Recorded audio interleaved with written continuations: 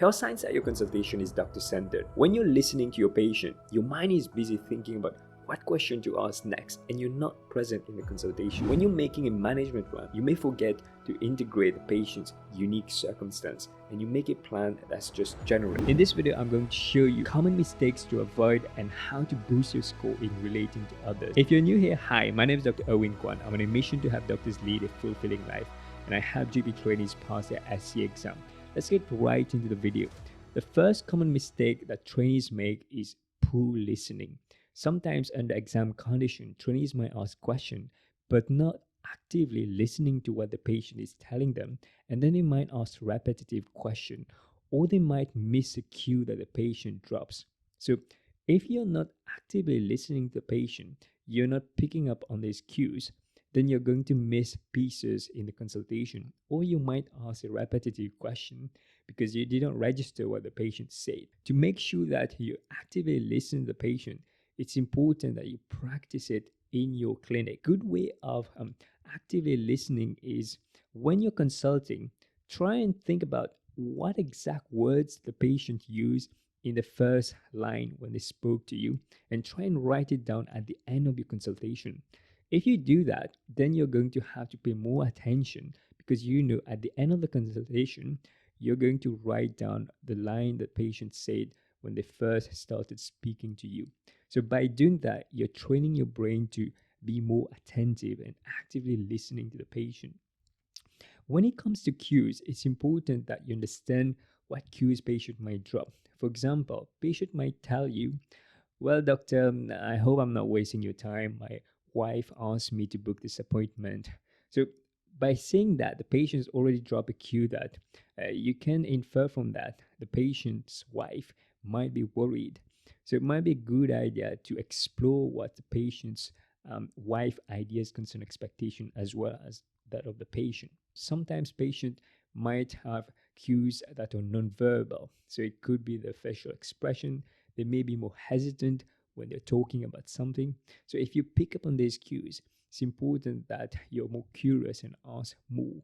So you might have a patient who tells you, I read this thing online and I was going to ask you about this because I wanted to know more about it. So you might want to ask the patient, could I check what is it that you read? So then you can understand more about what they read, and because that could be why they might have these thoughts about this. When it comes to exploring ideas, concern, expectation, commonly GP trainees are very formulaic in their approach. So they do it as if they're going through a checklist: idea, concern, expectation.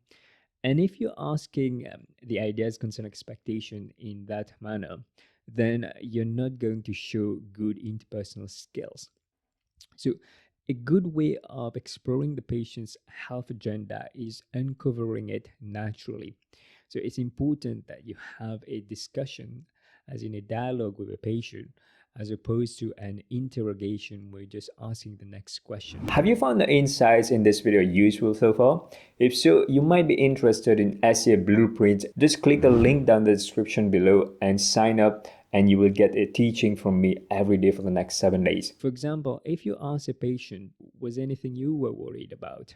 Then the patient tells you, I'm worried about this lump, that it could be breast cancer.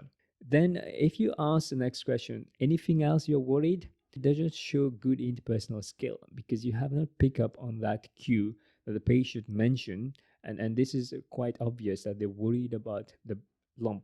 So good way of responding to that is to ask a follow-up question based on the answer that you were given.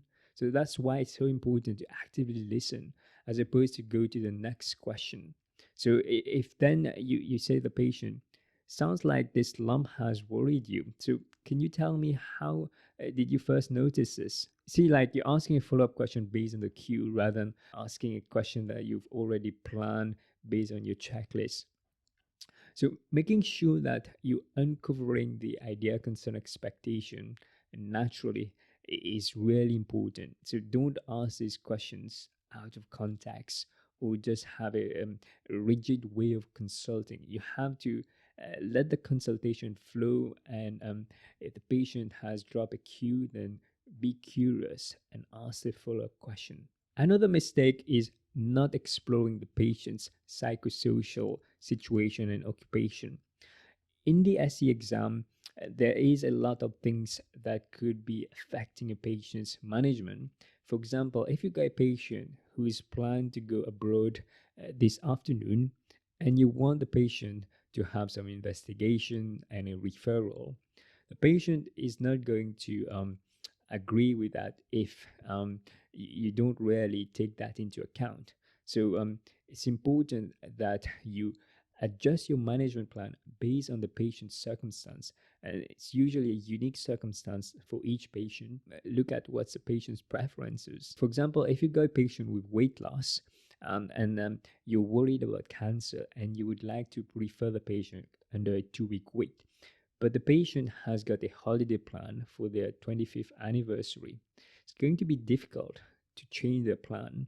And this is where negotiation is important. So listening actively to the patient, showing that you understand their situation, and explaining the dilemma that you've got is really key, so that then you can offer an alternative option, as in how you can help this patient, and explain about the consequences as well if they don't attend an appointment and have investigation. This could delay their treatment. So taking into account the patient's circumstance is critical. Otherwise, it's going to be very difficult for you to score well in the relating to others domain, and also it's going to affect your management plan. To somebody who is going to prepare and sit the exam soon, maybe they were not successful, what's the last piece of advice you would give them, Gordon? Having that structure, and I guess the coaching from Erwin, that is definitely most important, I would say. Highly recommended. Okay, so what's the reason you think that the coaching helped you? Like, in what way do you think it benefited you? Yeah, that's a good question. It took me some time to think about actually how did your coaching or how did your teaching helped. And I guess when the first time we had scheduled the first session, you kind of gave hints and you kind of gave pointers, and you also stopped me when things wasn't going correctly, whether that's me missing certain aspect of, let's say, have you considered about their driving, where they need to disclose to DVLA, or actually why don't we replay the last sentence, how we can integrate that into their management. And it's about intervening at the right time at the right place, so that you have an understanding of what you can do going down a different pathway. Some of you guys might be attending different courses, some might be deanery run, and they would have the same actor as well as the ones that might be the RCGP organized, and there were examiners which are overseeing.